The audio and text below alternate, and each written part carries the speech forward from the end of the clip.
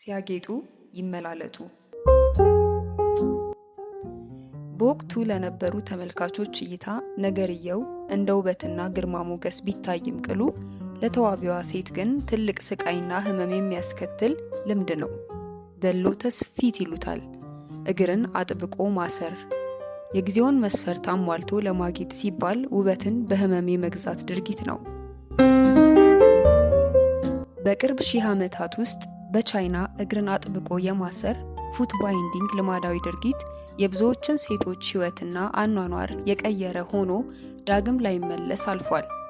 በዛ ዘመን የነበሩት የላቁ የመጠቁ ቤተሰቦች የጀመሩት ይህ ድርጊት በማህበረሰቡ ዘንድ ተቀባይነትን አግኝቶ በመንሰራፋት በታሪክ አሰቃይ የውበት መስፈርት ለመሆን ችሏል።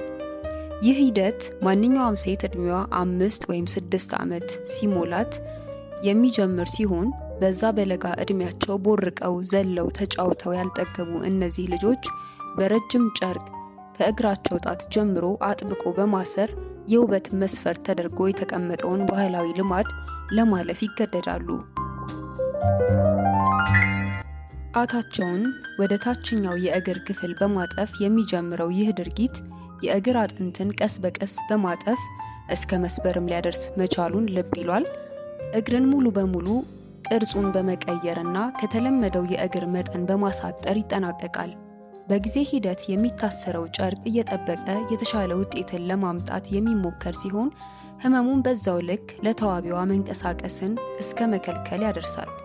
በስተመጨረሻ የዚህ ሁሉ ስቃያማ የመዋብ ሂደት የእግርን መጠን ከ3 እስከ 4 ኢንች ወይም ከ7 እስከ 10 ሴንቲሜትር ብቻ እንዲረዝም ማድረግ ሲሆን ይኸውም የግርማ ሞገስ፣ የሴትነት እና በማህበረሰቡ ዘንድ ታላቅ ቅቡልነትን የሚያጎናጽፍ ይሆናል።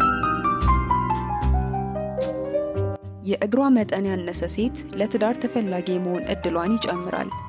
ይህ ድርጊት በወቅቱ ከነበረው ማህበረሰብ ዘንድ ባህላዊ ልማድ ጋር በከፍተኛ ደረጃ በመቆራኘቱ የተነሳ ሴቶቹ በዚህ ሂደት ውስጥ ማለፍ ወደዱም ጠሉም የማይቀርላቸው ጉዳይ ነው። ይህን የመዋቢያ ድርጊት መቃወም የማይወጡት ከማህበረሰብ መገለል፣ የትዳር እድል ማጣት የሚያስከትል ይሆናል። ታዲያ በዚህ መዋቢያ ነው ባሉት ልማድ የተነሳ እኚሁ ሴቶች የመራመድ እክልና መቋቋም የሚከብድ ህመም ያጋጥማቸዋል።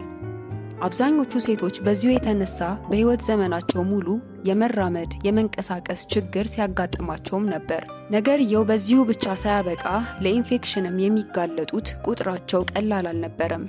ይህ ባህላዊ ልማድ ከትውልድ ወደ ትውልድ ሲተላለፍ የቆየው ስቃይን ከውበት መስዋዕትነትን ከቅቡልነት ጋር እኩል አድርጎ የሚያይ ስርዓት የነገሰበት ማህበረሰብ በፈጠረው ተጽዕኖ ምክንያት ነው። በስተመጨረሻም ጊዜ ዳኛው ምስጋና ይግባውና በ19ኛው ክፍለ ዘመን መጨረሻ እንዲሁም በ20ኛው ክፍለ ዘመን መባቻ ይህ አመለካከት መቀየር በመጀመሩ በወቅቱ የነበሩ የለውጥ ታጋዮች፣ ልሂቃን፣ የህክምና ባለሙያዎች ይህንን የእግር ማጥበቅ ፉት ባይንዲንግ ጎጂነቱንና አላስፈላጊነቱን በመግለጽ ማውገዝና መቃወም ጀመሩ። ይህን ለረጅም ጊዜ በማህበረሰቡ ዘንድ የተንሰራፋ ልማድ በመቃወም ሴቶች ከተጫነባቸው የስቃይ ሸክም ነፃ የሆነ ህይወት እንደሚገባቸው በማስተማር ማሳመናቸውን ተያያዙት። የቻይና ሪፐብሊክ በ1912 ሲመሰረት ይህ ለዘመናት የቆየው ጎጂ ልማድ በይፋ ታግዷል። ይህ የእግር እስራት ፉት ባይንዲንግ በማህበረሰብ የተቀመጡ የውበት መስፈርቶችን ለማሟላት ሲባል የሚመጣ ህመምና ስቃይን በጉልህ የሚያሳይ ነው። ሁላችንም ራሳችንን ልንጠይቀው የሚገባው ወሳኙ ጥያቄ ታዲያ ተቀባይነትን ለማግኘት ሲባል ምን ያህል ስቃይን ይሆን መቀበል ያለብን?